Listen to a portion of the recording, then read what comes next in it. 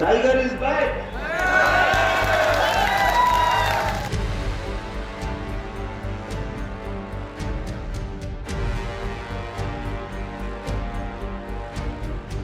ये जब्र भी देखा है तारीख की नजरों ने कि लम्हों ने खता की थी और सदियों ने सजा पाई। तो ये जो लम्हा है आपके हाथ में,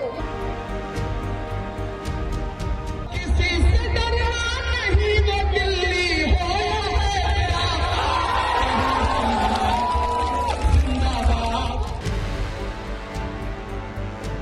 ये लोग डर रहे हैं, इसीलिए कोई उत्तर प्रदेश से आके बोल रहा, अरे ओवैसी यहाँ क्यों आया?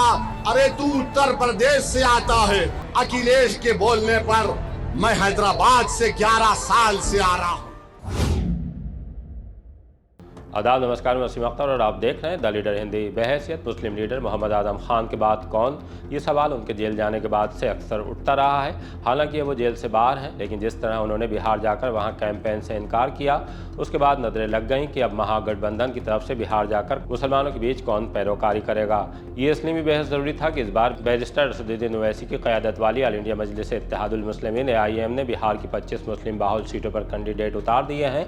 उनकी वजह से पिछले बिहार विधानसभा चुनाव में लालू प्रसाद यादव के साहबजादे तेजस्वी यादव का खेल बिगड़ गया था। वो मुख्यमंत्री बनते बनते रह गए थे। AIM ने सीमांचल की 5 सीट आमोर, बहादुरगंज, बायसी, जोकीहाट और कोचा धामन जीत ली थी और बहुत सी सीटों पर ओवैसी फैक्टर के चलते RJD और कांग्रेस हाथ मलते रह गई थी। इस बार तो ओवैसी पिछली बार के मुकाबले 2 गुनी से ज़्यादा सीट पर लड़ रहे हैं। उन्हें रोकने का दारोमदार तेजस्वी से कहीं ज़्यादा समाजवादी पार्टी और कांग्रेस के कांधों पर आ गया है। ये और बात है कि समाजवादी पार्टी बिहार में किसी भी सीट पर खुद चुनाव नहीं लड़ रही है, लेकिन 2027 में यूपी का चुनाव है। ओवैसी यहाँ आकर भी ताल ठोकेंगे, उससे पहले उन्हें बिहार में ही मात दे देने की तैयारी है। अपनी इस मंशा को सामने रखते हुए समाजवादी पार्टी के सुप्रीमो अखिलेश यादव ने मोहम्मद आजम खान पर दांव लगाया था। वो इस वक्त जेल से बाहर हैं और अपने बयानों के सबब मीडिया में ज़बरदस्त सुर्खियां बटोर रहे हैं, लेकिन खान साहब ने इनकार कर दिया। पार्टी की तरफ से स्टार प्रचारक बनाने के बावजूद वो बिहार नहीं गए। जाहिर सी बात है उनकी कोई ना कोई मसलहत रही होगी, वरना तो इस वक्त वो अखिलेश यादव को ना नहीं करते। खैर, उनके नहीं जाने से दारोमदार सपा में सेकंड लाइन वाले मुस्लिम चेहरों पर टिक गया है। पार्टी सुप्रीमो अखिलेश यादव ने रामपुर के सांसद मौलाना मुहिबुल्लाह नदवी, संभल के सांसद जियाउर रहमान बर्क के बजाय कैराना की सांसद इकरा हसन और गाजीपुर के सांसद अफजाल अंसारी को बिहार भेजने का फैसला लिया। मुहिबुल्लाह नदवी को शायद इसलिए नहीं भेजा कि आजम खान उनसे खुश नहीं है और जियाउर रहमान बर्क संभल के दंगे में उलझे हुए हैं, लिहाजा उन्हें बिहार चुनाव से दूर रखा गया है। अफजाल अंसारी का स्टार प्रचारकों में नाम तो है, लेकिन बिहार में मोर्चा इकरा हसन ही संभाले हैं। वो बिहार जाने से पहले रामपुर गई थी। वहां आजम खान से सिर पर शफकत का हाथ रखवाने के बाद ही उन्होंने बिहार का रुख किया। वहां जिस अंदाज में वो महागठबंधन के उम्मीदवारों के लिए चुनावी सभाओं का खिताब कर रही हैं, उनमें दम दिख रहा है। शेरों के जरिए भी पब्लिक के बीच वलवला पैदा करने की कोशिश बेहद सटीक अंदाज में कर रही हैं। उन्होंने जिस तरह मुजफ्फर आजमी का शेर पढ़ा, ये जब्र भी देखा है तारीख की नजरों ने, लम्हों ने खता की थी, सदियों ने सजा पाई। इसे सुनने के बाद चुनावी सभा शोर से गूंज उठी थी। ये जब्र भी देखा है तारीख की नजरों ने, ये जब्र भी देखा है तारीख की नजरों ने कि लम्हों ने खता की थी और सदियों ने सजा पाई।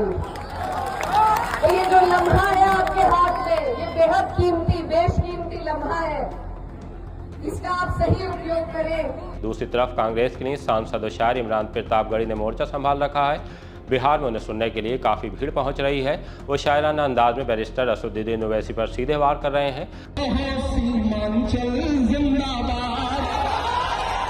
आपकी तालियों का शोर जाना चाहिए।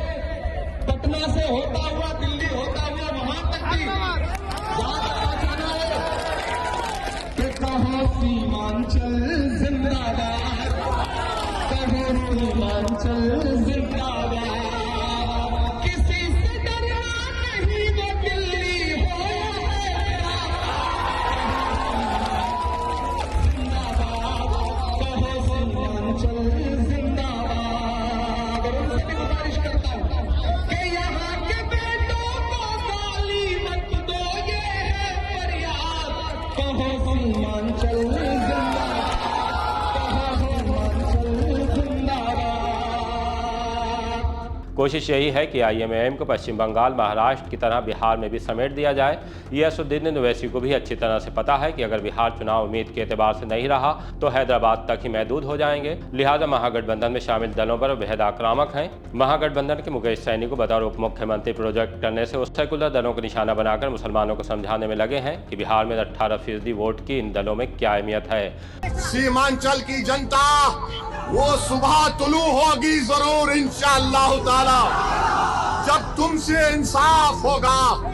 तुम एक शऊर बेदार हो चुका है, उस शऊर की बुनियाद पर ये लोग डर रहे हैं। इसीलिए कोई उत्तर प्रदेश से आके बोल रहा, अरे ओवैसी यहाँ क्यों आया? अरे तू उत्तर प्रदेश से आता है, मगरबी यूपी से आता है। अखिलेश के बोलने पर मैं हैदराबाद से 11 साल से आ रहा हूं। और सुन लो अखिलेश यादव, तुम यहाँ पर सिर्फ अपने यादव भाई की कामयाबी के लिए आए हो। मैं हैदराबाद से 11 साल से आ रहा हूं, तो सीमांचल के एक एक बच्चे और बच्ची और बूढ़े के लिए आता हूं। ये मुख्यमंत्री बनाना चाहते हैं, क्या बोलते हैं? ये राजद बोलती है सरकार बनाओ। जिस पार्टी से सरफराज साहब है सरकार बनाओ, जिस पार्टी से तीर छाप और मोदी है बोलते हैं सरकार बनाओ। ओवैसी क्या बोलता है? तीनों को हराओ और सीमांचल को बनाओ। बहरहाल ज़्यादा वक्त नहीं बचा है। 14 नवंबर को साफ हो जाएगा कि बिहार के मुसलमानों ने किसकी बात को ऊंचा रखा।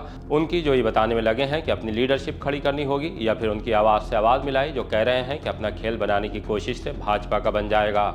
इसके साथ ही बिहार का चुनाव ये भी तय कर देगा कि आजम खान के बाद मुस्लिम चेहरा कौन होगा, इकरा हसन या फिर इमरान प्रतापगढ़ी। बिहार का चुनावी नतीजा इन दो नौजवान लीडरों के सियासी मुस्तकबिल का भी गवाह बनेगा। बिहार के नतीजे का इंतजार कीजिए और देखते रहिए द लीडर हिंदी, खरी बात मजबूती के साथ।